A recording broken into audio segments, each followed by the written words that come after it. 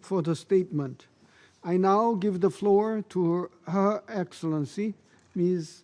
Yvette Cooper, MP, Secretary of State for Foreign, Commonwealth and Development Affairs of the United Kingdom. Can I thank the President today and also the Secretary General for the briefing at the beginning of this crucial session.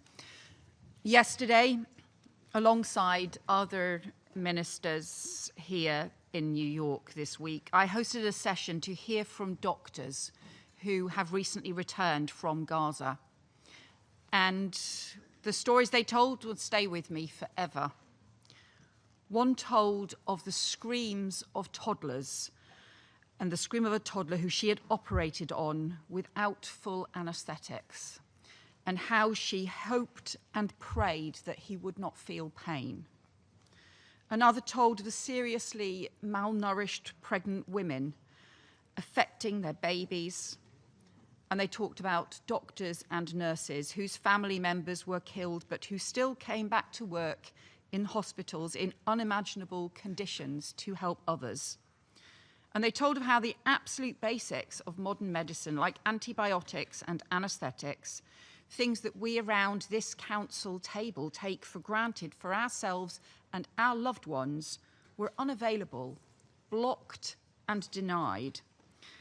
And we say the words humanitarian crisis, but this is what it means, the pain and the screams of a toddler who cannot get the basic health care that they need. And only 18 out of 36 hospitals in Gaza now remain open, all of them struggling to operate amid severe shortages of fuel, medicine, equipment and staff. Over 1,700 healthcare workers have been killed in Gaza, more than 300 detained. This is what the catastrophic collapse of Gaza's healthcare system looks like. And as we are gathered here, Israeli forces are escalating the conflict in Gaza City, pounding more homes into rubble, sending frightened families scattering. It is incomprehensible, it is inhumane, it is utterly unjustifiable, and it must end.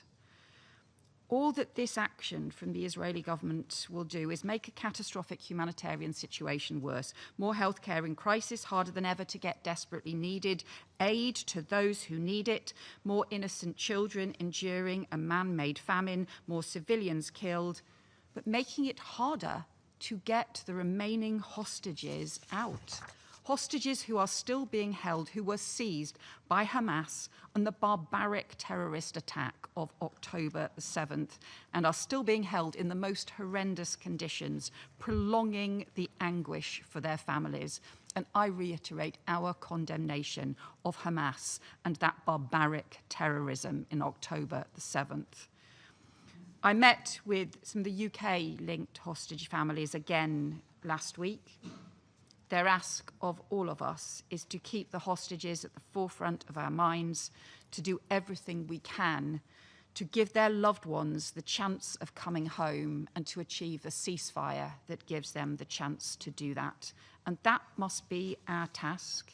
We know what needs to be done. We need a ceasefire now. We need the release of all the hostages. We need the immediate restoration of aid and support for medical care. And we need a broader framework for the lasting peace. And I welcome and support mediation efforts being made by the United States, Qatar and Egypt to seek an end to conflict and to seek peace. We know too that Gaza cannot be seen in isolation from the West Bank. The Israeli government is tightening its stranglehold on the Palestinian economy and continuing to approve illegal settlement construction, including just recently in the E1 area of East Jerusalem, which is a further blow to the viability of a two-state solution. And we urge Israel to reverse these plans. After 2 years of bloodshed, I believe the world is united in wanting this awful war to end, united in wanting all the hostages released, united in rejection of any role for Hamas in the future of Gaza or the future of a Palestinian state, united in wanting Israel to unblock aid and end the humanitarian catastrophe, and united in wanting a better and more peaceful future for the region, with the reconstruction of Gaza, the dignity for its people, and a new era of relations to support their collective security. And that future must be based on a two-state solution. The UK's historic recognition of the state of Palestine this week is part of our commitment to peace, part of acting to protect the viability of the two-state solution as the only path to a just and lasting peace and to security for Palestinians and Israelis alike, part of rejecting extremist ideas on all sides, which involve too often fantasies of the destruction of the state of Israel or expulsion of the Palestinian population. We reject both of those, and part of our wider effort to work with partners on a long-term peace, not just to halt the immediate crisis, but to advance a pragmatic plan for what comes next. None of this can happen without an immediate ceasefire, and that is where all of this has to start. One of the doctors yesterday described the impact on children of growing up in trauma and devastation. And those will be the consequences on generations to come if we do not act now. We owe it to all of those children growing up in Gaza, across Palestine, across Israel. We owe it to all of them to build a better future. The time for peace is now. Thank you. I thank Her Excellency Ms. Cooper for the statement. I now give the floor to His Excellency Mr. Georgios Gerapatritis, Minister for Foreign Affairs of the Hellenic Republic. Thank you, Mr. President. I would like to thank you personally for convening this important meeting today at a very critical moment for the Middle East. Distinguished colleagues, what we have been witnessing in the Gaza Strip, words fail to describe. The humanitarian catastrophe is ongoing. For almost 2 years, the civilian population has endured conditions that are unsustainable and deeply concerning. No one should be compelled to live under such circumstances. The expansion of military operations in the city of Gaza has led to further displacement and risks, worsening an already dire humanitarian crisis. This reality endangers civilian lives. Any further escalation in Gaza, which worsens the already dramatic situation for civilians, must be avoided. The plight of children underscores the urgent need to guarantee safe, unhindered and sustained humanitarian access at scale to all parts of Gaza in full respect of international law and international humanitarian law. Mr. President, Greece is actively engaged in all efforts to alleviate the suffering of the people in Gaza. We have consistently provided humanitarian assistance. We have already welcomed injured children from Gaza for treatment in Greek hospitals. On another strand of effort, we voted in favor of every draft resolution that would address the crisis in Gaza, the latest demanding the lifting of all restrictions on humanitarian aid. And this past May, I stood alongside the representatives of 80 UN members here in New York, reaffirming the significance of protecting civilians in armed conflicts. Humanitarian access is crucial to alleviating the suffering of the Palestinian population. Safe access to food, water, shelter, clothing, and medicines throughout the territory must be guaranteed, and international humanitarian law must be respected. Initiatives to expand deliveries in Gaza by land, air, or sea must be further strengthened. At the same time, hostages continue to suffer horribly at the hands of Hamas. We were appalled by the images and videos released last month showing 2 hostages visibly emaciated as they described the appalling conditions of their captivity. We reiterate our call for unconditional release of all remaining hostages.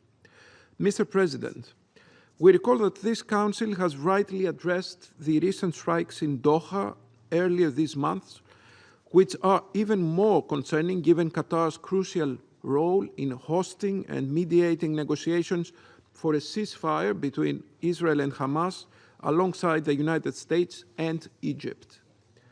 We continue to believe that diplomacy remains the most effective tool even in the most difficult circumstances. Greece has unwaveringly supported the negotiation efforts and will continue to do so.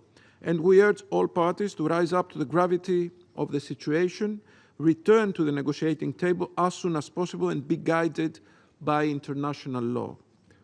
Mr. President, recent settlement expansion in the West Bank and settler violence further impair the prospects for peace. We express our profound concern over announcements on the construction of additional settlements in the E1 area of West Bank. Such plans, were they to be realized, would further undermine the prospects of a two-state solution.